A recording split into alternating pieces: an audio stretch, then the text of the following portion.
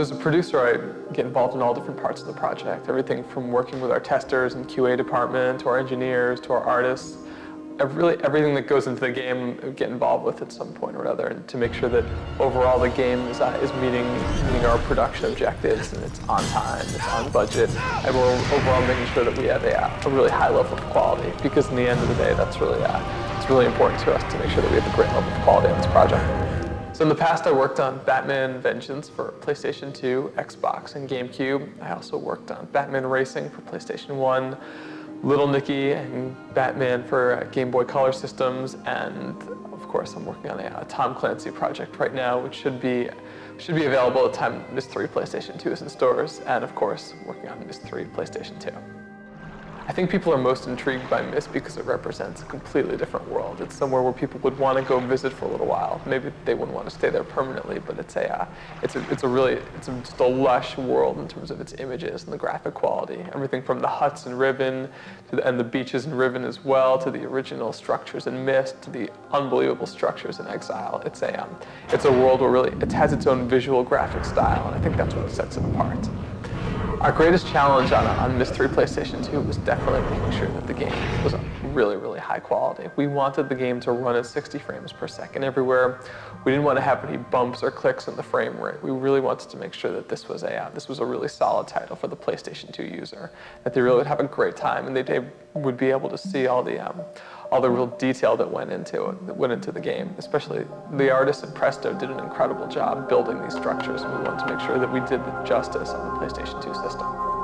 And there's really so many great aspects about the Myst franchise. Again, it's the accessibility and the overall graphic quality of the worlds. People are just really intrigued by this game, and they know the characters. People even love these characters. It's Atris and Catherine and overall the new characters that were introduced to in Exile.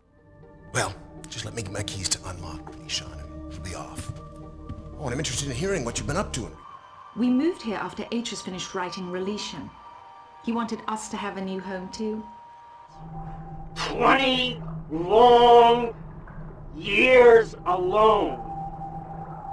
We had a really big challenge when we were given this project to make sure that it lived up to the expectations of the title in terms of final quality. In the future, I think the Myst franchise is only going to grow more in popularity. I think more and more people are going to be exposed to these worlds, and we're going to open it up to a larger fan base. I think that's really what's most exciting about it. Now that we're able to put this game on PlayStation 2, more users of PlayStation 2 and more console users are going to have a chance to check this game out and see what all the hype is about and see why people are so intrigued by these worlds.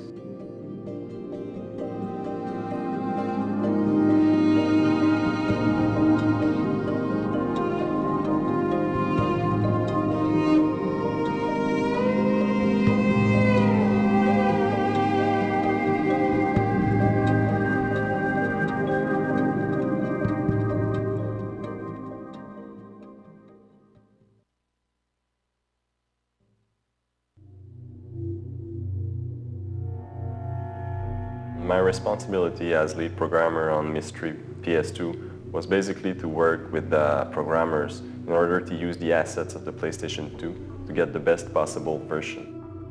In the past, I worked on Batman Vengeance for the PlayStation 2. I also worked as lead programmer on the Xbox version of the game, and now I work on Myst 3 Exile on PS2. Our greatest technical challenge on Myst 3 PS2 was to be able to fit the game into the 32 megs of memory of the PlayStation 2. Considering the fact that the PC version of the game required 64 megs of memory, the challenge was to be able to do this without affecting the game negatively. Here we get to see information on the different data streams that are active. Those streams are basically data flowing from the DVD to the PS2's main memory. In this case, one represents Catherine's movie while the other represents the music. The technical feature I'm most happy with in Myst 3 PlayStation 2 is definitely the fact that we were able to keep the loading times relatively short, considering the huge amount of data involved in the game. So most players don't like to wait after a loading bar, so that was a very important feature for us. We also have a lot of debugging information available to help us do our work. For example, I can display the frame rate. Here you can read 59.9 FPS. But that's really 60 frames per second. That's the maximum refresh rate of an NTSC TV screen. What you're seeing now is basically the naked cube on which the environment is projected. You can see the animated characters. I'll activate the background display, and it looks just like the retail version. Personally, I think the graphic quality in Mystery is outstanding. The computer-generated creatures in particular are very impressive.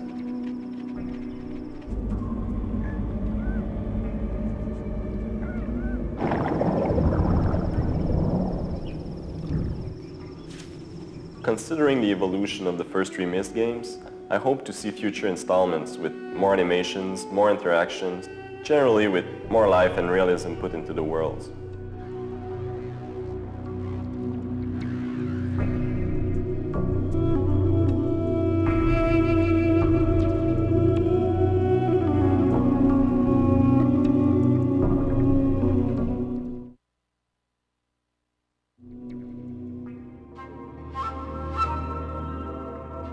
I work as a sound designer on several PC, PlayStation and GameCube projects, such as Hype the Time Quest, Laura's Happy Adventures, Alex at the Farm, Jungle Book Rhythm and Groove, and Tarzan Untamed.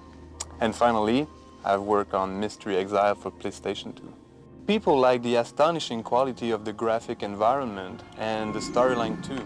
Everybody likes being a part of a mysterious adventure. And that sensation of being clever after solving a tough puzzle. We like to think that we are intelligent when solving an enigma. Maze, looking for some sign that'll help you save your world. Is it over here? Is it over there? Is it someplace I can't find? This game was created with a personal computer technology in mind, using a hard drive support. So at first I thought it would be impossible to create this port on a PlayStation 2 without affecting the audio experience. But after many experiments, a solution was found, and now I'm really proud to recreate the same audio experience found on a PC and a Mac version. I had to create a couple of tricks in order to mix down several elements into one single piece to make it fit onto the PS2 sound memory. We found the original file, and my job was to downsize it as much as I could to save space. And after that, a mono file from the stereo. We can see both channels, left, right, as one channel. So I saved space right there. And at the end, I did the compression on the file, and I saved, again, a lot of space. What is great and original about Myst games is the supernatural atmosphere. It feels like it could be a real world, since it has so many similarities to it.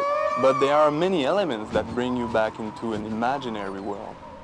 This makes you feel like you are leaving the planet Earth to join something different, mysterious or out of this world. And that is what I like most about the Myst franchise. I would like to see more interaction with the people that live in the universes we explore. Well, my friend, I see you found the Relishon book. Catherine tells me you've been here for some time. Sorry if I've kept you waiting. Not only interact, but also talk to them, show them objects that were found, and maybe they can help with clues to puzzles.